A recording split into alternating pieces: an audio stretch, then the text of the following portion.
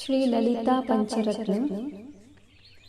प्रातः स्मरामि ललितावदनारविन्दं बिम्बाधरं पृथुलमौक्तिकशोभिनासम् आकर्णदीर्घनयनं मणिकुण्डलाढ्यं मन्दस्मितं मृगमदोज्ज्वलपालदेशम् प्रातर्भजामि ललिताभुजकल्पवल्लीं रक्ताङ्गुलीयलसदङ्गुलिपल्लवाढ्यां माणिक्यहेमवलयाङ्गदशोभमानां पुण्ड्रेषु चापकुसुमेषु सृणीर्दधानाम् प्रातर्नमामि ललिताचरणारविन्दं भक्तेष्टदाननिरतं भवसिन्धुपोतं पद्मासनादिसुरनायकपूजनीयं पद्माङ्कुशध्वजसुदर्शनलाञ्छनाढ्यम् प्रातस्तुवे परशिवां ललितां भवानीं त्रय्यन्तवेद्यविभवां करुणानवाध्यां विश्वस्य सृष्टिविलयस्थितिहेतुभूतां विद्वेश्वरीं निगमवाङ्मनसातिदूराम् तर्वदामि ललिते तव पुण्यनामा कामेश्वरीति कमलेति महेश्वरीति श्रीशाम्भवीति जगतां जननी परेति वाग्देवतेति वचसा त्रिपुरेश्वरीति यश्लोकपञ्चकमिदं ललिताम्बिकायाः सौभाग्यदं सुललितं पठति प्रभाते तस्मै ददाति ललिता झटिति प्रसन्ना विद्यां श्रियं विमलसौख्यमनन्तकीर्तिम्। श्रीललिता पंचरत्नम्।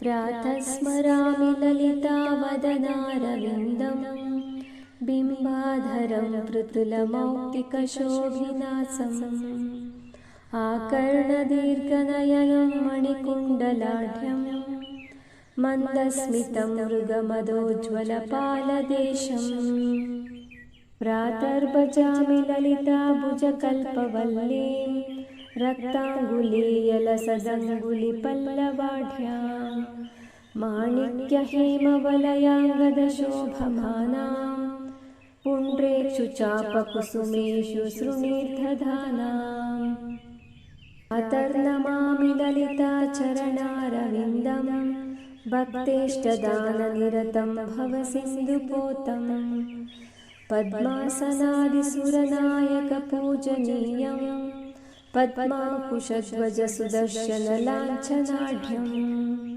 प्रातस्तुवे परशिवां ललितां भवानीं त्रय्यन्तवेद्यविभवां करुणानवाध्यां विश्वस्य सृष्टिविलयस्थितिहेतुभूतां विद्वेश्वरीं निगमवाङ्मनसातिदूराम् तर्वदामि ललिते तव पुण्यनामा कामेश्वरीति कमलेति महेश्वरीति श्रीशाम्भवीति जगतां जननी परेति वाग्देवतेति वचसा त्रिपुरेश्वरीति यश्लोकपञ्चकमिदं ललिताम्बिकायाः सौभाग्यदं सुललितं पठति प्रभाते तस्मै ददाति ललिता झटिति प्रसन्ना विद्यां श्रियं विमलसौख्यमनन्तकीर्तिम्। श्रीललिता पंचरत्नम्। प्रातः स्मरामि ललितावदनारविन्दं बिम्बाधरं पृथुलमौक्तिकशोभिनासम् आकर्णदीर्घनयनं मणिकुण्डलाढ्यं मन्दस्मितं मृगमदोज्ज्वलपालदेशम् प्रातर्भजामि ललिताभुजकल्पवल्लीं रक्ताङ्गुलीयलसदङ्गुलिपल्लवाढ्यां माणिक्यहेमवलयाङ्गदशोभमानां पुण्ड्रेषु चापकुसुमेषु सृणीर्दधानाम् प्रातर्नमामि ललिताचरणारविन्दं भक्तेष्टदाननिरतं भवसिन्धुपोतं पद्मासनादिसुरनायकपूजनीयं पद्माङ्कुशध्वजसुदर्शनलाञ्छनाढ्यं प्रातस्तुवे परशिवां ललितां भवानीं त्रय्यन्तवेद्यविभवां करुणानवाध्यां विश्वस्य सृष्टिविलयस्थितिहेतुभूतां विद्वेश्वरीं निगमवाङ्मनसातिदूरां तर्वदामि ललिते तव पुण्यनामा कामेश्वरीति कमलेति महेश्वरीति श्रीशाम्भवीति जगतां जननी परेति वाग्देवतेति वचसा त्रिपुरेश्वरीति यश्लोकपञ्चकमिदं ललिताम्बिकायाः सौभाग्यदं सुललितं पठति प्रभाते तस्मै ददाति ललिता झटिति प्रसन्ना विद्यां श्रियं विमलसौख्यमनन्तकीर्तिम्। श्रीललिता पंचरत्नम्। प्रातः स्मरामि ललितावदनारविन्दं बिम्बाधरं पृथुलमौक्तिकशोभिनासम् आकर्णदीर्घनयनं मणिकुण्डलाढ्यं मन्दस्मितं मृगमदोज्ज्वलपालदेशम् प्रातर्भजामि ललिताभुजकल्पवल्लीं रक्ताङ्गुलीयलसदङ्गुलिपल्लवाढ्यां माणिक्यहेमवलयाङ्गदशोभमानां पुण्ड्रेषु चापकुसुमेषु सृणीर्दधानाम् अतर्नमामि ललिताचरणारविन्दं भक्तेष्टदाननिरतं भवसिन्धुपोतं पद्मासनादिसुरनायकपूजनीयं पद्माङ्कुशध्वजसुदर्शनलाञ्छनाढ्यं प्रातस्तुवे परशिवां ललितां भवानीं त्रय्यन्तवेद्यविभवां करुणानवाध्यां विश्वस्य सृष्टिविलयस्थितिहेतुभूतां विद्वेश्वरीं निगमवाङ्मनसातिदूरां तर्वदामि ललिते तव पुण्यनामा कामेश्वरीति कमलेति महेश्वरीति श्रीशाम्भवीति जगतां जननी परेति वाग्देवतेति वचसा त्रिपुरेश्वरीति यश्लोकपञ्चकमिदं ललिताम्बिकायाः सौभाग्यदं सुललितं पठति प्रभाते तस्मै ददाति ललिता झटिति प्रसन्ना विद्यां श्रियं विमलसौख्यमनन्तकीर्तिम्। श्रीललिता पंचरत्नम्। प्रातः स्मरामि ललितावदनारविन्दं बिम्बाधरं पृथुलमौक्तिकशोभिनासम् आकर्णदीर्घनयनं मणिकुण्डलाढ्यं मन्दस्मितं मृगमदोज्ज्वलपालदेशम् प्रातर्भजामि ललिताभुजकल्पवल्लीं रक्ताङ्गुलीयलसदङ्गुलिपल्लवाढ्यां माणिक्यहेमवलयाङ्गदशोभमानां पुण्ड्रेषु चापकुसुमेषु सृणीर्दधानाम् अतर्नमामि ललिताचरणारविन्दं भक्तेष्टदाननिरतं भवसिन्धुपोतं पद्मासनादिसुरनायकपूजनीयं पद्माङ्कुशध्वजसुदर्शनलाञ्छनाढ्यं प्रातस्तुवे परशिवां ललितां भवानीं त्रय्यन्तवेद्यविभवां करुणानवाध्यां विश्वस्य सृष्टिविलयस्थितिहेतुभूतां विद्वेश्वरीं निगमवाङ्मनसातिदूरां तर्वदामि ललिते तव पुण्यनामा कामेश्वरीति कमलेति महेश्वरीति श्रीशाम्भवीति जगतां जननी परेति वाग्देवतेति वचसा त्रिपुरेश्वरीति। यश्लोकपञ्चकमिदं ललिताम्बिकायाः सौभाग्यदं सुललितं पठति प्रभाते तस्मै ददाति ललिता झटिति प्रसन्ना विद्यां श्रियं विमलसौख्यमनन्तकीर्तिम्। श्रीललिता पंचरत्नम्। प्रातः स्मरामि ललितावदनारविन्दं बिम्बाधरं पृथुलमौक्तिकशोभिनासम् आकर्णदीर्घनयनं मणिकुण्डलाढ्यं मन्दस्मितं मृगमदोज्ज्वलपालदेशम्। प्रातर्भजामि ललिताभुजकल्पवल्लीं रक्ताङ्गुलीयलसदङ्गुलिपल्लवाढ्यां माणिक्यहेमवलयाङ्गदशोभमानां पुण्ड्रेषु चापकुसुमेषु सृणीर्दधानाम्। अतर्नमामि ललिताचरणारविन्दं भक्तेष्टदाननिरतं भवसिन्धुपोतम् पद्मासनादिसुरनायकपूजनीयं पद्माङ्कुशध्वजसुदर्शनलाञ्छनाढ्यम्। प्रातस्तुवे परशिवां ललितां भवानीं त्रय्यन्तवेद्यविभवां करुणानवाध्यां विश्वस्य सृष्टिविलयस्थितिहेतुभूतां विद्वेश्वरीं निगमवाङ्मनसातिदूराम्। तर्वदामि ललिते तव पुण्यनामा कामेश्वरीति कमलेति महेश्वरीति श्रीशाम्भवीति जगतां जननी परेति वाग्देवतेति वचसा त्रिपुरेश्वरीति। यश्लोकपञ्चकमिदं ललिताम्बिकायाः सौभाग्यदं सुललितं पठति प्रभाते तस्मै ददाति ललिता झटिति प्रसन्ना विद्यां श्रियं विमलसौख्यमनन्तकीर्तिम्। श्रीललिता पंचरत्नम्।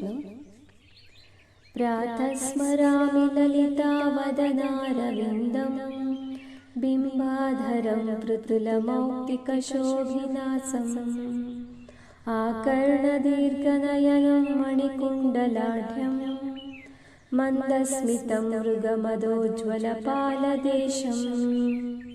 प्रातर्भजामि ललिताभुजकल्पवल्लीं रक्ताङ्गुलीयलसदङ्गुलिपल्लवाढ्यां माणिक्यहेमवलयाङ्गदशोभमानां पुण्ड्रेषु चापकुसुमेषु सृणीर्दधानाम्। अतर्नमामि ललिताचरणारविन्दं भक्तेष्टदाननिरतं भवसिन्धुपोतम् पद्मासनादिसुरनायकपूजनीयं पद्माङ्कुशध्वजसुदर्शनलाञ्छनाढ्यम्। प्रातस्तुवे परशिवां ललितां भवानीं त्रय्यन्तवेद्यविभवां करुणानवाध्यां विश्वस्य सृष्टिविलयस्थितिहेतुभूतां विद्वेश्वरीं निगमवाङ्मनसातिदूराम्।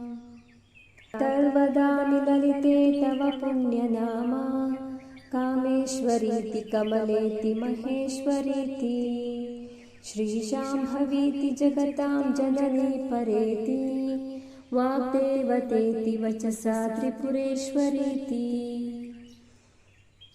यश्लोकपञ्चकमिदं ललिताम्बिकायाः सौभाग्यदं सुललितं पठति प्रभाते तस्मै ददाति ललिता झटिति प्रसन्ना विद्यां श्रियं विमलसौख्यमनन्तकीर्तिम्। श्रीललिता पंचरत्नम्। प्रातः स्मरामि ललितावदनारविन्दं बिम्बाधरं पृथुलमौक्तिकशोभिनासम् आकर्णदीर्घनयनं मणिकुण्डलाढ्यं मन्दस्मितं मृगमदोज्ज्वलपालदेशम्। प्रातर्भजामि ललिताभुजकल्पवल्लीं रक्ताङ्गुलीयलसदङ्गुलिपल्लवाढ्यां माणिक्यहेमवलयाङ्गदशोभमानां पुण्ड्रेषु चापकुसुमेषु सृणीर्दधानाम् अतर्नमामि ललिताचरणारविन्दं भक्तेष्टदाननिरतं भवसिन्धुपोतं पद्मासनादिसुरनायकपूजनीयं पद्माङ्कुशध्वजसुदर्शनलाञ्छनाढ्यं प्रातस्तुवे परशिवां ललितां भवानीं त्रय्यन्तवेद्यविभवां करुणानवाध्यां विश्वस्य सृष्टिविलयस्थितिहेतुभूतां विद्वेश्वरीं निगमवाङ्मनसातिदूरां तर्वदामि ललिते तव पुण्यनामा कामेश्वरीति कमलेति महेश्वरीति श्रीशाम्भवीति जगतां जननी परेति वाग्देवतेति वचसा त्रिपुरेश्वरीति यश्लोकपञ्चकमिदं ललिताम्बिकायाः सौभाग्यदं सुललितं पठति प्रभाते तस्मै ददाति ललिता झटिति प्रसन्ना विद्यां श्रियं विमलसौख्यमनन्तकीर्तिम्। श्रीललिता पंचरत्नम्।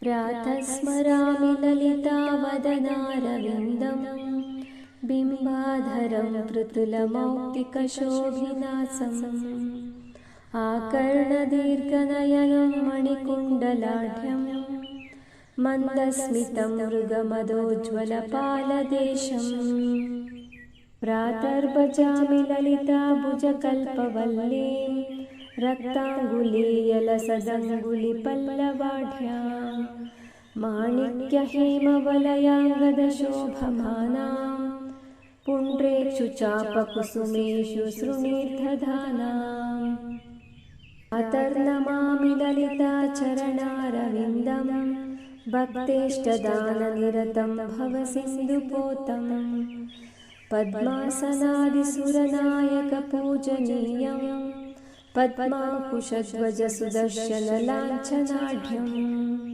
प्रातस्तुवे परशिवां ललितां भवानीं त्रय्यन्तवेद्यविभवां करुणानवाध्यां विश्वस्य सृष्टिविलयस्थितिहेतुभूतां विद्वेश्वरीं निगमवाङ्मनसातिदूरां तर्वदामि ललिते तव पुण्यनामा कामेश्वरीति कमलेति महेश्वरीति श्रीशाम्भवीति जगतां जननी परेति वाग्देवतेति वचसा त्रिपुरेश्वरीति